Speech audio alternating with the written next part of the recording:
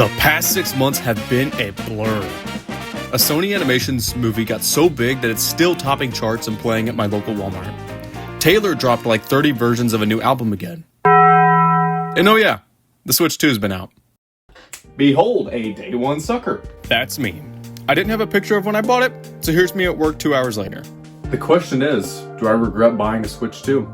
With praises left and right, you'd think I'd say absolutely not. But I also think it's important to look at other Nintendo sequels to maybe get an idea of what's going on here. Releasing in America in 1991 for a crisp 200 doubloons, the Super Nintendo Entertainment System was the highly praised sequel of the more popular NES, which in its own way sold like lightning in a bottle. Being so, it was incredibly hard for Nintendo fans to upgrade. How could kids convince mom to buy the new Mario console if we had Mario at home? The big spaghetti bros weren't helping themselves at all with the SNES's first 2.5 years being cited as just more Mario and Zelda, with a lot of new games having NES counterparts. Even if there were innovations like Super Mario Kart and F-Zero, people still felt they had no reason to upgrade. Why spend that much money when you've got half of these games at home? Nintendo's response? Star Fox, Earthbound, Yoshi's Island, Mega Man X, Chrono Trigger, Super Metroid, and the Donkey Kong Country games. Am I making my point? When people asked why play Nintendo games, Nintendo wanted them to respond with, "They're the best." Now you might be asking, hey Malibu, how does this relate to a $500 toaster? Here's all of my physical Switch 2 games. Only 2 of these games are exclusive to the Switch 2.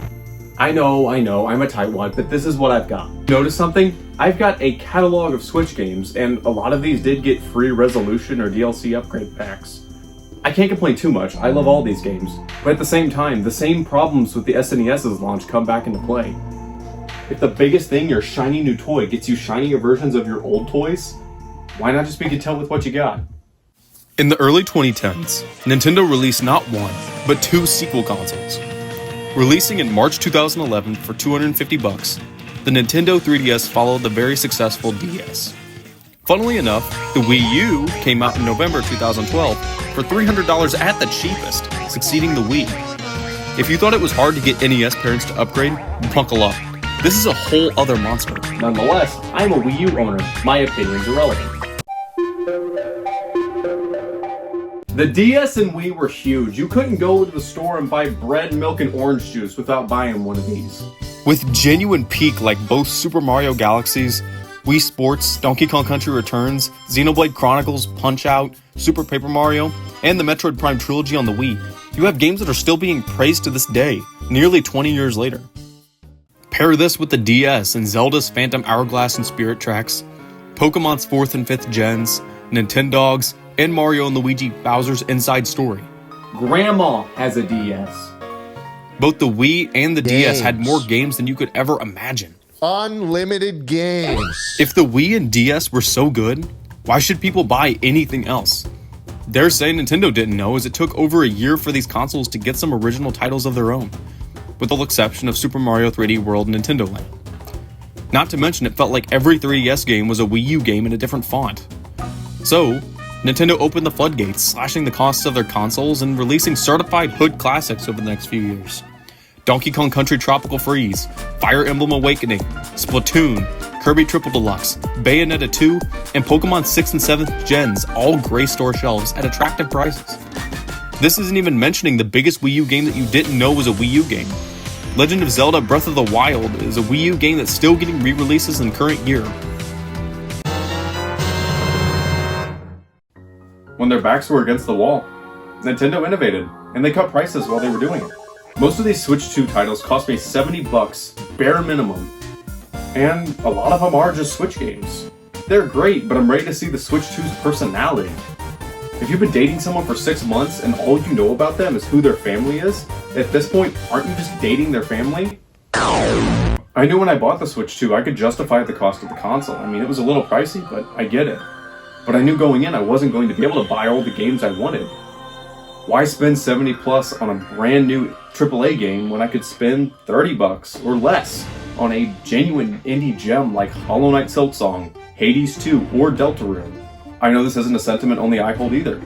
Funny thing that Christmas is kicking in everybody's doors, and now more than ever, people are reverse buying. buying last-gen consoles for Christmas presents like PS4s, Wii U's, 3DS's, and Switches even. The cost of a Switch 2 with one game could buy you a last-gen console with a catalog of great games. Almost every Nintendo game from the last 10 years is on this sucker, and that's something impressive.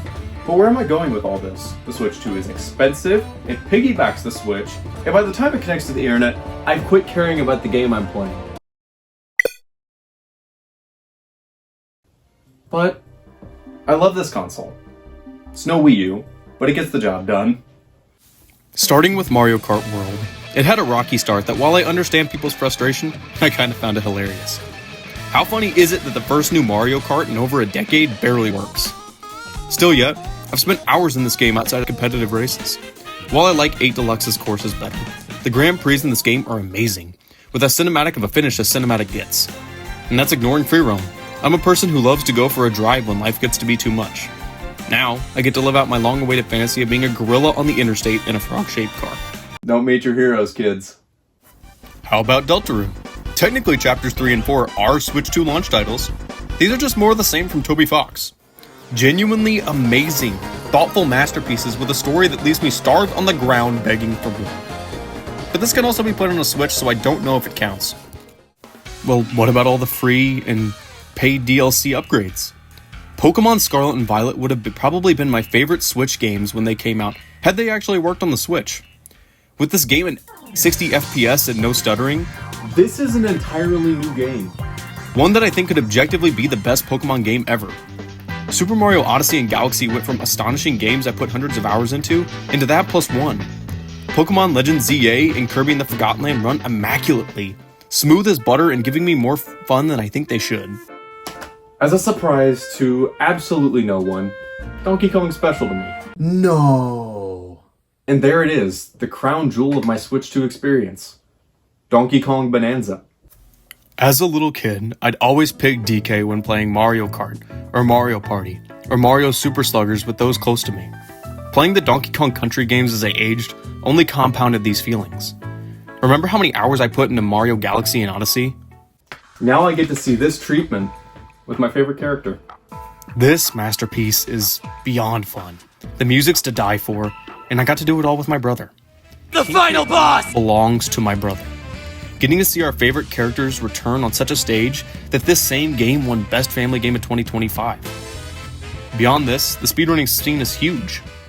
But that's a story for another time. This game also got, wouldn't you guess it, a $20 DLC that should have been post-game content, but my nostalgia goggles refrained me from saying anymore. Overall, the Switch 2 is as advertised. Hundreds of hours of fun only 6 months after it came out.